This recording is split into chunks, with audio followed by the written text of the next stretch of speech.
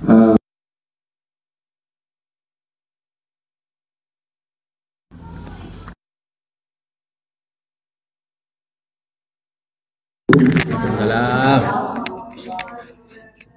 Alhamdulillah, Rabbil alamin. Tes.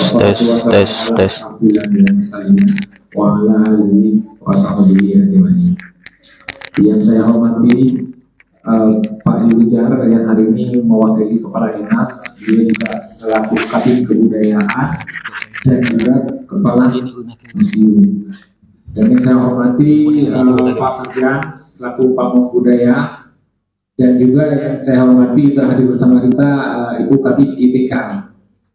Selamat datang Ibu. Dan yang saya hormati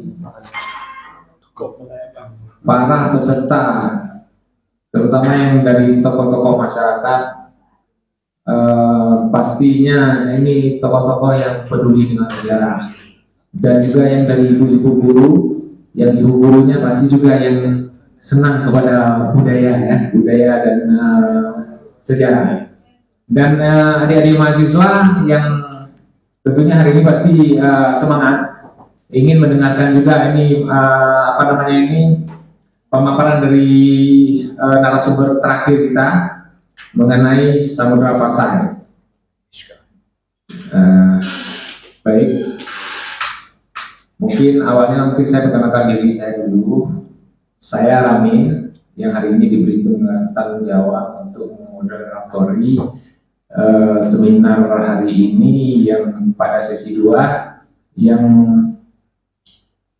narasumbernya adalah Bang Soekarno. Mungkin narasumber hari ini membawa materi itu mengenai miska. Miska itu kalau mungkin kita lihat sekedar ornamen, tapi kalau kita sudah tahu maknanya, mungkin itu memiliki nilai lebih. Bang Soekarno ini sebelumnya juga pernah membawa materi ke Museum Deli Serdang mengenai sejarah Samudra Pasai, itu hubungan Islam di Deli Serdang. Beliau sempat juga sempat berkunjung ke makam yang ada di Deli Serdang, makam dari Kerajaan Kerajaan Samudra Pasai. Ada hubungan Kerajaan Samudra Pasai itu dengan Kerajaan Aru di Deli Serdang. Baiklah, mungkin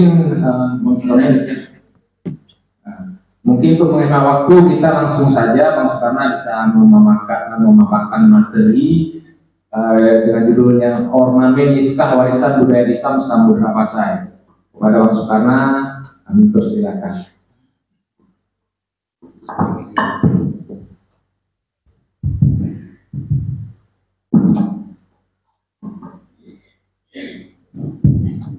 Baik, terima kasih. Assalamualaikum warahmatullahi wabarakatuh.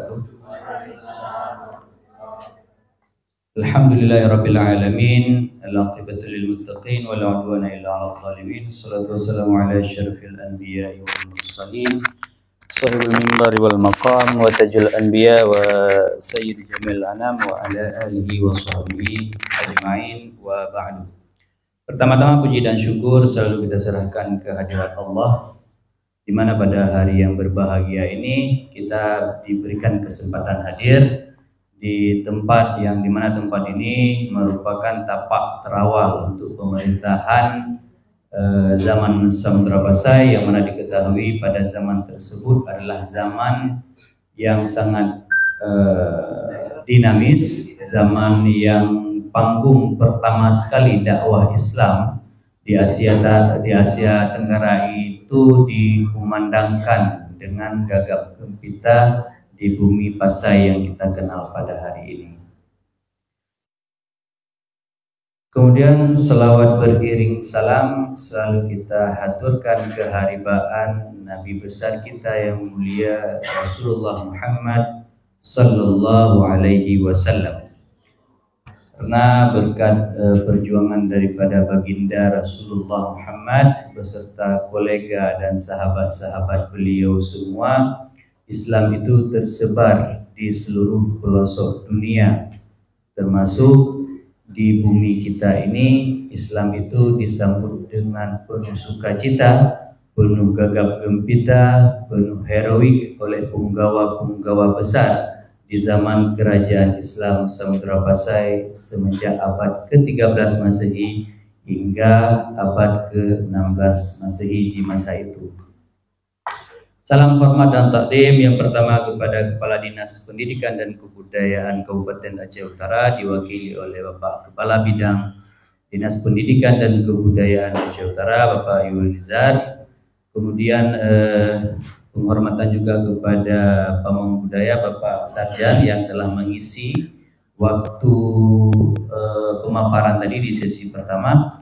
Kemudian kepada Bapak Ramin, beliau juga yang telah bersusah payah untuk menghadirkan suasana yang insya Allah sempurna pada hari ini. Kemudian kepada Ibu PDK Bunda Helmi juga berhadir di sini, salam hormat juga, dan salam hormat beriring cinta dan sayang kami kepada seluruh hadirin, tuan-tuan dan puan-puan dari berbagai kalangan, ada yang dari pendidik, guru, kemudian ada tokoh masyarakat, terutama juga kepada mahasiswa dan mahasiswanya sedikit nampaknya ya, mahasiswinya yang banyak ya. Dari dua universitas di sini yang saya kenal dari alma maternya, yang pertama dari Politeknik Negeri Lok Sumawe, kemudian dari IAIN apa UIN sekarang namanya?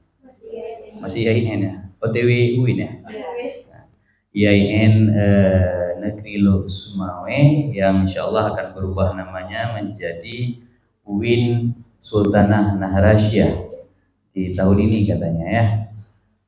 Selamat datang kami ucapkan kepada seluruh hadirin di seminar koleksi Museum Islam Samudra Pasai yang pada hari ini saya dipercayakan sebagai pemateri untuk memaparkan salah satu koleksi yang ini insya Allah akan menjadi masterpiece juga di museum ini, yaitu ornamen miskah.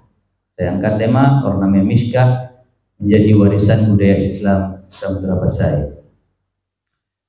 Sebelumnya saya harus memberikan intermezzo ataupun ilustrasi awal menyangkut ornamen ini. Di mana sebenarnya ornamen ini pertama sekali diambil dan apa sebenarnya pesan spiritual ataupun pesan ilmiah yang terungkap dari ornamen ini. Ornamen ini sungguh diambil dari salah satu artefak yang paling monumental di tinggalan sejarah Samudra Pasai, yaitu pada batu nisan. Terutamanya batu nisan abad ke-9 Hijriah ataupun abad ke-9 Hijriah ataupun bukan abad ke-8 Hijriah ataupun ke-14 Masehi. Jadi ornamen di batu nisan itulah yang bisa kita ketahui dari kajian ataupun dari filosofi yang dipahatkan setiap lekuk dan tulisan yang ada di dalamnya, menyimpan sangat banyak pesan sebenarnya, dan itu merupakan sebuah landasan utama kerajaan ini dibangun. Jadi jelas ya, ornamen ini diambil dari batu nisan tinggalan sejarah Samudra Pasai. Kemudian kita masuk dengan miskah, makna dan definisinya. Jadi sebelum kita panjang lebar menceritakan ataupun melihat tentang khazanah ornamen miskah di tinggalan sejarah Samudra Pasai, kita harus tahu dulu jadi akar ataupun filosofi utama yang diambil oleh orang-orang tua kita dahulu, dari mana miskah itu diambil. Kata miskah terdapat dalam Al-Quran, tepatnya pada surat An-Nur ayat ke-35. Di situ Allah berfirman, A'udzubillahi minasyaitonirrajim, Allahu nurus samawati wal ardh, masalu nuruhu kamiskati fiha misbah, al-misbahu fi zujajah. Itu adalah penggalan ayat Al-Quran, ayat surat An-Nur ayat ke-35. Di situ Allah memberikan cahaya kepada langit dan bumi. Perumpamaan cahayanya seperti miskah. Miskah itu kalau terjemahan Kementerian Agama di terjemahan Al-Quran itu disebut dengan ceruk ataupun lubang yang tidak tembus cahaya. Itu yang maksud dengan miskah. Yang di dalamnya ada pelita. Pelita itu di dalam tabung kaca, yaitu zujaj, juzah ataupun zujajah. Itu artinya tabung kaca. Jadi ada 3 elemen sebenarnya untuk menjadi sebuah lampu di masa lalu yang diceritakan Al-Quran, yaitu yang pertama miskah, yang kedua misbah, yang ketiga adalah zujajah.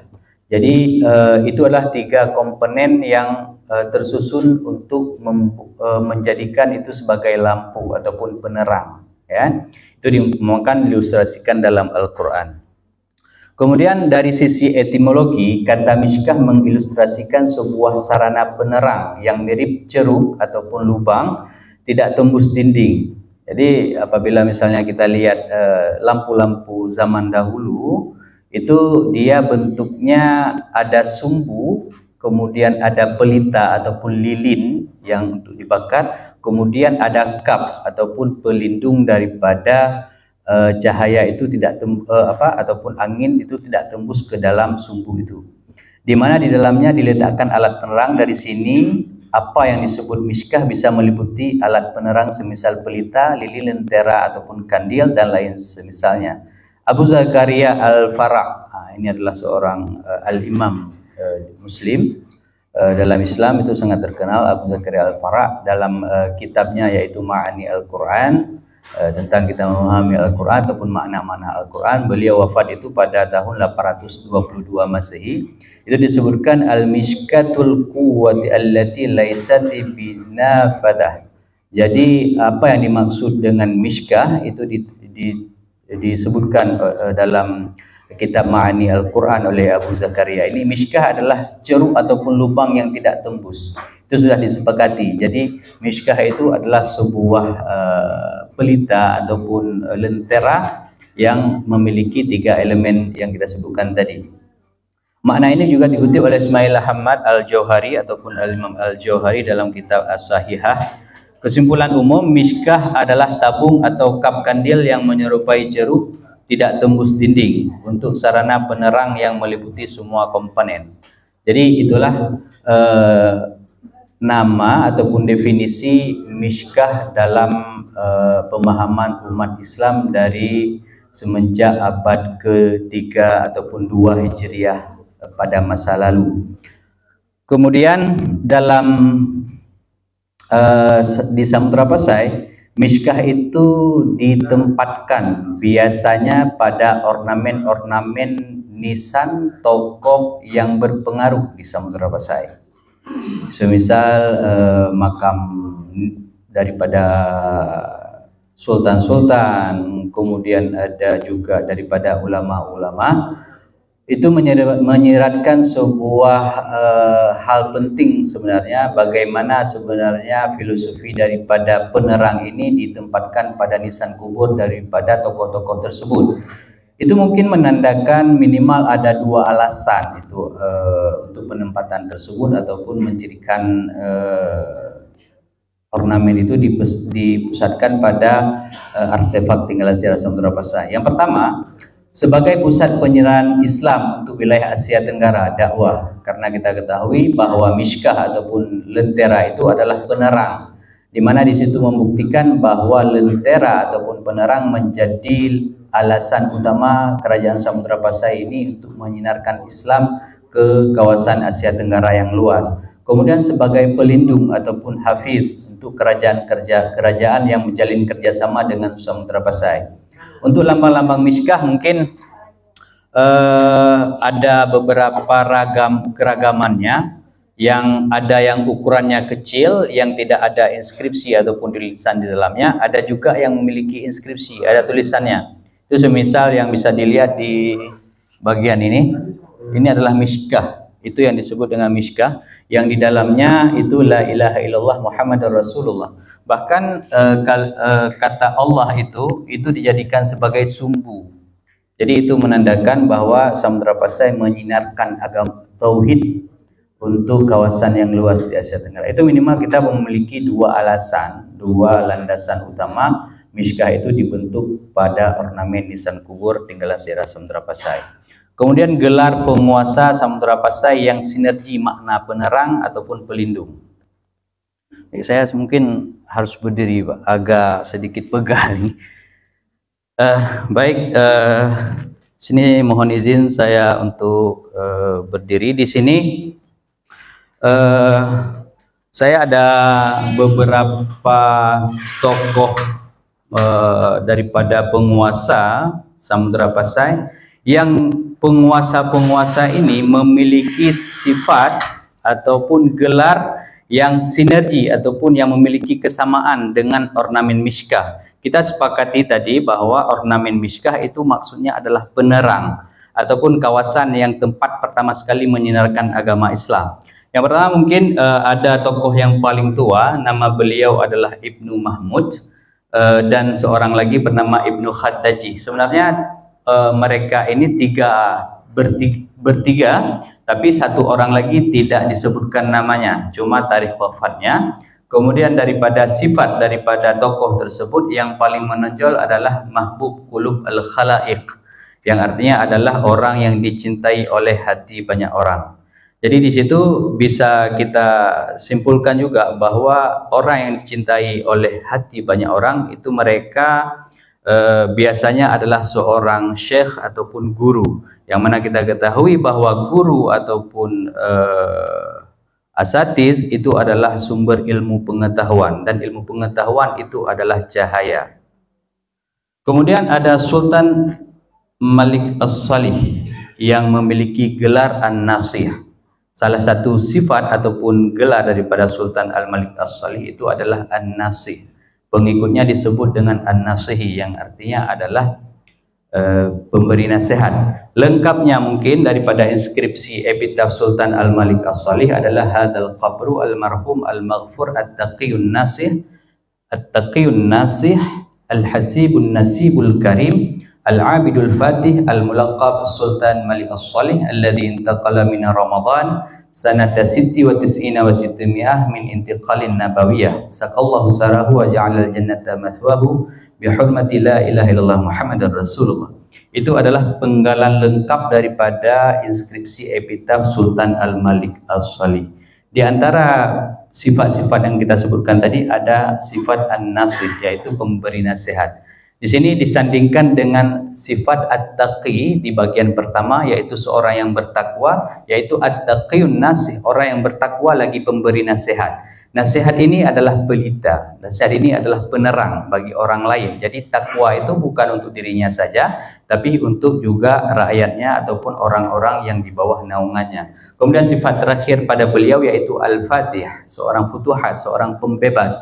Beliau adalah seorang penakluk kawasan Asia Tenggara untuk penyinaran agama Islam, dan beliau adalah orang pertama yang memasukkan dalam kabinet pemerintahannya yaitu dakwah dan jihad di Asia Tenggara untuk penyebaran agama Islam.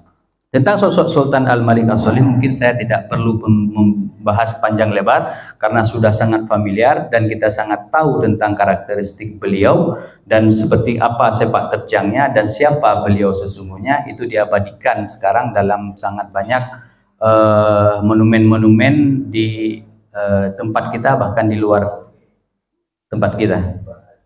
Baik, yang ketiga ada Syekh Muhammad bin Salih Ahmad yang memiliki gelar Qiwam. Qiwam ini artinya adalah tempat sandaran ataupun yang mengurusi. Karena ini Qiwam artinya tempat sandaran, itu berada pada seorang ulama yaitu Syekh Muhammad bin Syekh Ahmad. tempat sandaran ini sudah memiliki arti bahwa beliau adalah tempat sandaran hukum daripada masyarakat Islam yang hidup pada masa itu. Sedikit saya mau kasih ini Pak, kita kasih apa namanya pertanyaan. Mungkin ada yang bisa menjawab, apakah bisa kita kasih hadiah sesuatu? Ya, biar semangat ya. Saya mau tanya, yang pertama ini di poin ketiga, ada tidak di antara kita yang tahu bisa menyebutkan lokasi makam daripada Syekh Muhammad bin Syekh Ahmad yang hidup masa Sultan Al-Malik As-Salih dan meninggal pada masa Sultan Malik Al-Zahir bin Malik As-Salih? Itu akan kita berikan hadiah. Ayo, siapa yang bisa menjawab? Kecuali tunggu ama anjir jawab dong. Dari mahasiswi dulu. Ada tidak yang bisa tahu? Ayo, siapa yang bisa tahu? Kalau misalnya saya tanya Sultan Malik As-Salih pusaranya di mana, itu mungkin saya nggak cukup hadiah untuk memberikannya karena terlalu banyak yang tahu. Ada tidak? Gampung? Ya, oke. Ya, benar sekali. Tapi karena Tunku Faisal orang dalam, jadi hadiahnya kita tahan dulu. Letak makam beliau itu ada di sebuah desa di pedalaman Aceh Utara bagian barat, tepatnya di Kecamatan Simpang Kramat. Ada mahasiswi kita dari Simpang Kramat? Ada? Ada? Nggak ada ya? Untung ada, selamat. Kalau sempat ada, dan jadi masalah ya. Tepatnya ini berada di Gampong Payalepah. Lokasinya itu di depan depan kantor camat, depan kantor camat masuk ke dalam. Itu ada seorang tokoh yang sangat penting zaman Samudra Pasai. Nama beliau adalah Syekh Muhammad bin Syekh Ahmad. Beliau adalah seorang qiwam, seorang tempat sandaran pada masa lalu untuk berbagai fatwa-fatwa ilmu pengetahuan Islam, terutama pada masa Sultan Al-Malik As-Salih hingga beliau wafat itu pada masa pemerintahan kedua Sultan Muhammad Malik Al-Zahir. Kemudian, ini kan judul kita tadi sifat yang sinergi ataupun gelar yang sinergi dengan ornamen miskah, yaitu penerang. Yang keempat ada Sultan Muhammad bin Al-Malik As-Salih. Ini adalah anak daripada Sultan Malik As-Salih yang makam beliau itu berada tepat di samping ayahandanya Sultan Malik As-Salih. Beliau bergelar dua gelar, beliau memiliki dua gelar, bahkan satu gelar diantaranya itu sudah disandangkan untuk menjadi namanya, yaitu Malik Al-Zahir. Itu sebenarnya nama beliau bukan Malik Al-Zahir, nama beliau Muhammad. Tapi gelar beliau Malik Al-Zahir yang artinya adalah seorang raja yang menang. Itu selaras dengan apa yang terpahat pada batu nisannya. Beliau adalah As-Sa'id As-Syahid As-Sultan Ibnu Sultan. Beliau adalah seorang yang berbahagia karena meninggal syahid. Wajar, beliau adalah seorang syuhada ataupun yang sangat gemar berjihad fisabilillah di jalan Allah. Makanya gelar beliau adalah Al-Zahir, yaitu yang menang. Banyak mungkin pertempuran yang dilakukan oleh beliau itu banyak memperoleh kemenangan hingga beliau menutup mata tepatnya pada malam Ahad, malam Minggu, tanggal 12 daripada bulan Zulhijjah tahun 726 Hijriah ataupun tahun 1326 Masehi. Menariknya, di taat kemangkatan beliau ataupun meninggalnya beliau itu pada hari tasyrik sebenarnya. Pada hari raya ke 10, 11, 12. Pada hari raya ketiga hari raya Idul Adha, yaitu 12 Zulhijjah. Pada dasarnya pada hari raya tasyrik, kita umat Islam terutama itu sangat tidak diizinkan untuk berperang. Tapi ala kulli hal kita tidak mengetahui bagaimana sesungguhnya yang terjadi pada masa tersebut hingga Sultan Muhammad Malik Al-Zahir itu meninggal ataupun syahid di jalan Allah pada hari tersebut. Apakah beliau itu menerima serangan ataupun luka pada pertempuran sebelumnya hingga pada masa tersebut beliau meninggal pada hari tasyrik ataupun hari raya Idul Adha. Kemudian gelar yang kedua beliau yaitu Syams ad-Dunya wad-Din, seorang matahari dunia dan matahari agama. Di sini menandakan dua hal.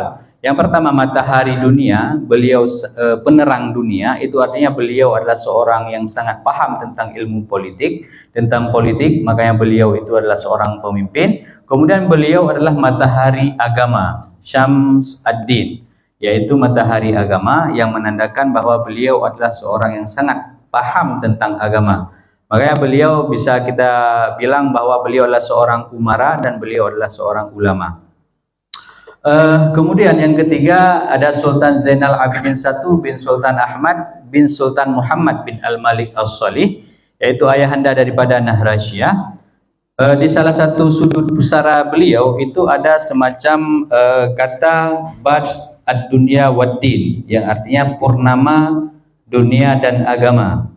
Ini juga purnama adalah sebuah sinar yang sangat terang pastinya di malam gelap gulita. Itu menandakan sebuah masa yang mungkin sangat dinamis pada masa tersebut. Apakah masa sebelum Zainal Abidin ini sempat memiliki kegelapan ataupun ada situasi politik yang tidak stabil hingga beliau muncul menjadi purnama di tengah malam gelap gulita untuk menerang Samudra Pasai. Dan pada zaman Sultan Zainal Abidin ini yang wafat sekitar tahun 1400 Masehi ini adalah utusan-utusan Samudra Pasai itu dikirim ke Pulau Jawa. Itu berdasarkan bukti artefak tinggalan sejarah. Salah satunya adalah Sunan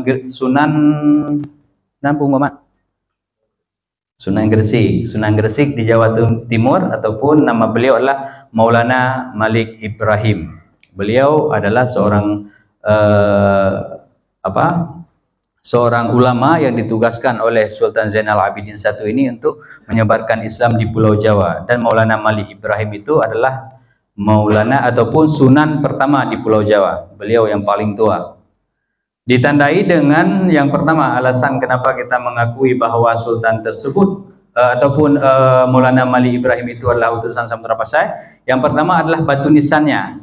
Batu nisan Maulana Malik Ibrahim dengan batu nisan Zainal Abidin, Nahrasyah dan beberapa tokoh lainnya yang dari marmer itu sama dengan pusara beliau. Yang kedua, ada kata di epitaf daripada Maulana Malik Ibrahim bahwa disebutkan beliau adalah Al-Umdah, beliau adalah seorang yang disuruh dari sebuah kesultanan, Al-Umdah Al-Daulah.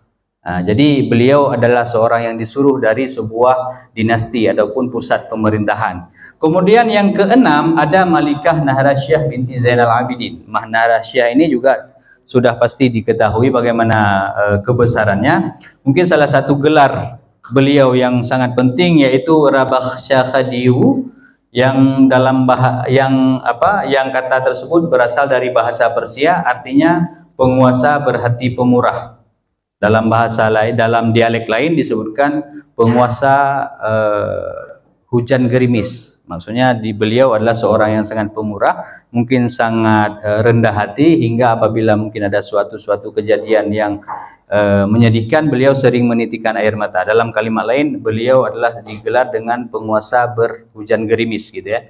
Kemudian Sultan Zainal Abidin II bin Ahmad, ini dengan yang digelar dengan Ra'ub Abdar, sang penakluk gelombang, dan pada masa tersebut adalah masa yang paling pesat zaman Samudra Pasai, masuk periode pertengahan zaman Samudra Pasai.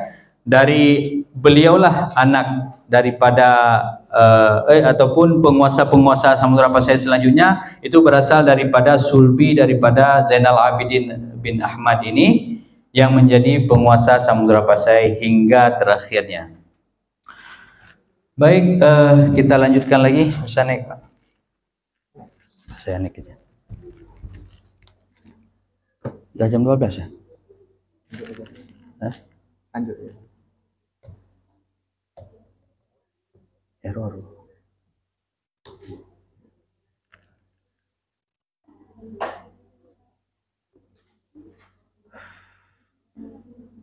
Oke, selanjutnya kita sekarang melihat ornamen-ornamen miskah ataupun kandil pada pusara tokoh-tokoh besar Samudra Pasai.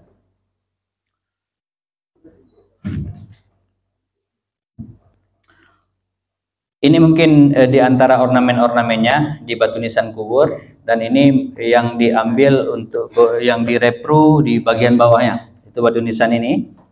Kemudian ini juga bagian ornamen-ornamen Mishkah Samudra Pasai. Bisa kita lihat itu ada lampunya, lampu penerangnya. Ataupun dalam, kalau di wilayah Timur Tengah itu masih sangat lazim itu dijadikan lampu masjid.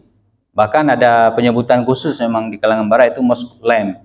Jadi lampu masjid ornamen Mishkah tersebut. Bahkan kalau misalnya kita lihat di YouTube lampu-lampu dalam Ka'bah itu masih ada itu. Ada nampak itu masih digantung-gantung. Itulah ornamen-ornamen semacam ini. Itu ornamen yang sangat khas pada masa abad ke-13, bahkan abad ke-12 hingga abad ke-8 hingga abad ke-15 Masehi. Nah, ini di antara makam-makam sultan ataupun penguasa Samudra Pasai yang memiliki ornamen Mishkah ataupun kandil. Ini ada Sultan Zainal Abidin I bin Ahmad yang kita sebutkan tadi kiprah beliau itu seperti apa. Kemudian ada ini Sadru Al-Kabir Abdullah bin Muhammad Al-Abbasi. Beliau adalah seorang keturunan dari dinasti Abbasiyah, yaitu dari garis keturunan Al-Mansur Al-Muntansir Billah, seorang penguasa yang beliau naik tahta itu di saat sudah kejatuhan ibu kota resminya yaitu di Baghdad yang diserang Mongol pada tahun 1250, dan pusat pemerintahan daripada Al-Mustansir ini kemudian pindah ke Kairo di Mesir. Jadi di antara salah satu cicit daripada Al-Mustansir Billah di Kairo, pemerintah Mesir itu, ada makamnya itu di Samudra Pasai. Yang di sini kita kenal dengan makam Tunku Sidi Abdullah. Nah, ini siapa yang bisa jawab di mana letak kuburnya? Mahasiswi. Ini nggak susah ini, beda dengan yang tadi pertama. Nggak ada yang bisa. Mahasiswa ada yang tahu? Nggak ada yang tahu ini? Hah? Sadru Al-Kabir Abdullah bin Muhammad Al-Abbasi. Jurusan Mesih.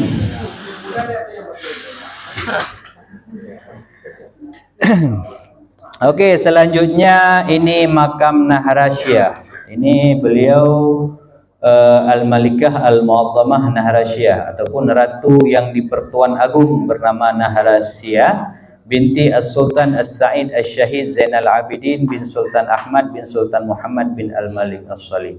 Pada batu nisan beliau itu sangat kompleks ornamen dan inskripsi tulisan yang ada di bagian depan, sisi kiri, kanan hingga ke belakang. Bahkan seorang orientalis Belanda yang bernama Christian Snokhogronyo, dia mengatakan bahwa batu nisan Nahrasyah ini adalah batu nisan orang Islam terindah di Asia Tenggara. Itu dalam bukunya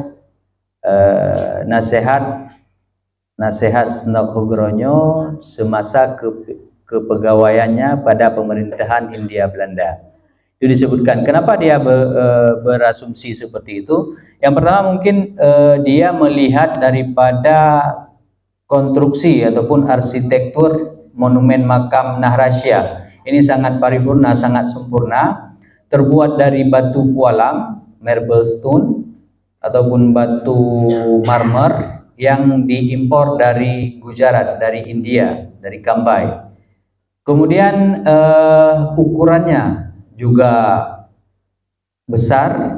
Ini bukan nisan ya, ini monumen kuburnya. Kalau makam daripada Nahrasyah itu ada di sampingnya. Kemudian ayat Al-Quran ataupun inskripsi yang terpahat pada batu nisan beliau, itu yang pertama adalah surat Yasin, 83 ayat lengkap.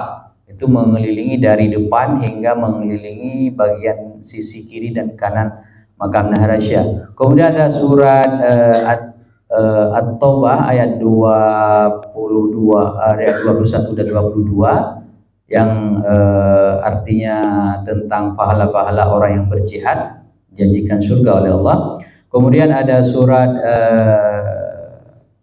Al-Baqarah ayat 255 ataupun yang kita kenal dengan ayat kursi. Kemudian ada surat Al-Ahzab penggalannya. Kemudian ada juga beberapa ayat-ayat Al-Quran lainnya. Kemudian selain ayat Al-Quran itu ada ornamen kandil ataupun miskah di bagian sisi depan. Sisi depan itu di panel bagian atas itu ada dalam inskripsi basmalah. Ada basmalah itu Bismillahirrahmanirrahim, di bagian atasnya itu ada dibuat kandil. Kemudian di sisi kiri dan kanan makam monumen makam tersebut ada sekitar 16 kandil ataupun 16 lambang miskah di monumen pusara Al-Malikah Al-Mu'azzamah Nahrasyah. Kemudian ini adalah seorang anak daripada Sultan Samudra Pasai juga, bernama Paduka Situl Alam binti Sultan Khoja Ahmad, wafat 851 Hijriah. Ini makamnya kalau misalnya kita lihat Pak, ini dari sinilah diambil makam Cut Nyadin di Sumedang. Kalau misalnya kita lihat lekukan bagian atas itu hampir sama. Mungkin pemahat nisan di Sumedang itu untuk Cut Nyadin, mereka mengambil landasannya di makam Paduka Situl Alam ini. Ini seorang perempuan ya. Kemudian ini ada dua orang Ahlul Bait Rasulullah, keturunan daripada Rasulullah di Samudra Pasai, dan ini merupakan Ahlul Bait tertua di Asia Tenggara yang ada di tempat kita. Yang pertama bernama Mir Hasan bin Mir Ali Syir Al-Abadi. Beliau ini ada kata sebelum namanya yaitu As-Sayyid Asy-Syarif Mir Hasan bin Mir Ali Syir Al-Abadi. As-Sayyid Asy-Syarif yang mungkin keturunan daripada Sayyidina Hasan dan Sayyidina Husain. Nama beliau Mir Hasan bin Mir Ali Syir Al-Abadi ini. Syir Al-Abadi ini adalah nama negeri. Nama negeri asalnya yaitu Syir Abad yang ada di Afghanistan sekarang ini.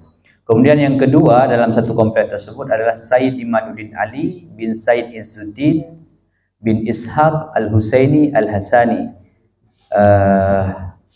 Beliau berasal dari keturunan Sayyidina Hasan dan Sayyidina Husain. Kedua nisan tokoh ini terletak di Gampong Mancang. Itu ada di pinggir jalan yang kita kenal dengan makam Sayyid Syarif. Nah, Sayyid Syarif itulah makam tokoh daripada Ahlul Bait Rasulullah yang beliau ini hidup masa puncak Samudra Pasai, yaitu masa pemerintahan Malikah Nahrasyah.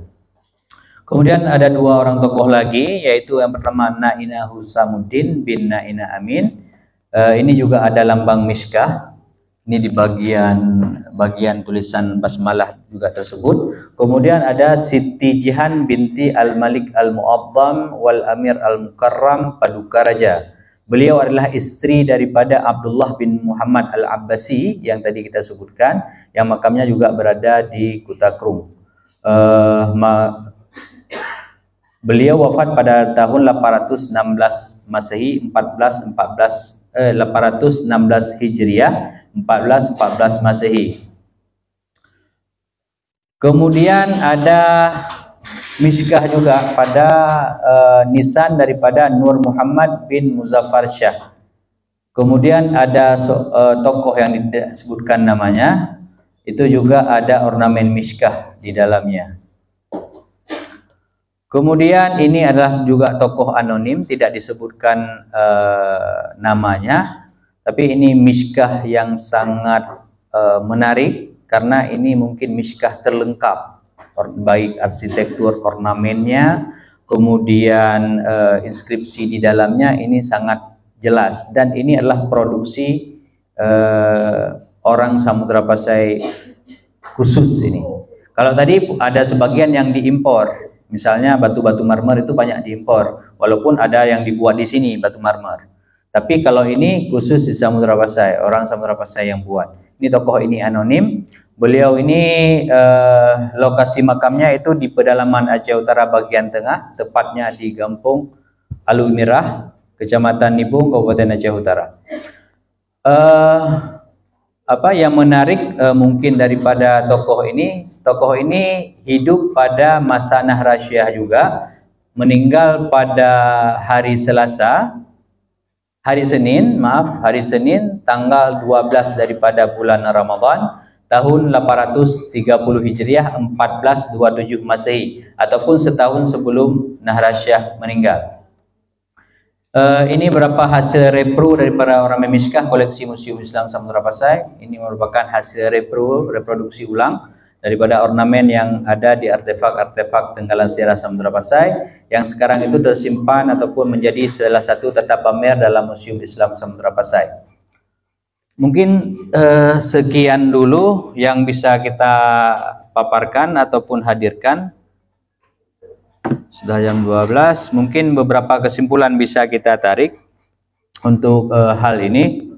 Yang pertama, miskah adalah alat penerang berbentuk tabung ataupun kap kaca yang terbuka ke atas, terdiri dari bagian leher, bagian dasar umumnya memiliki pegangan ataupun kuping untuk digantung dengan rantai di bagian atas sebelah dalam dari suatu bangunan.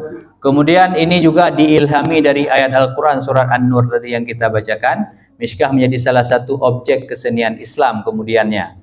Kesenian ini mencapai puncak pada abad ke-7 Hijriah 13 Masehi hingga ke-14 Masehi.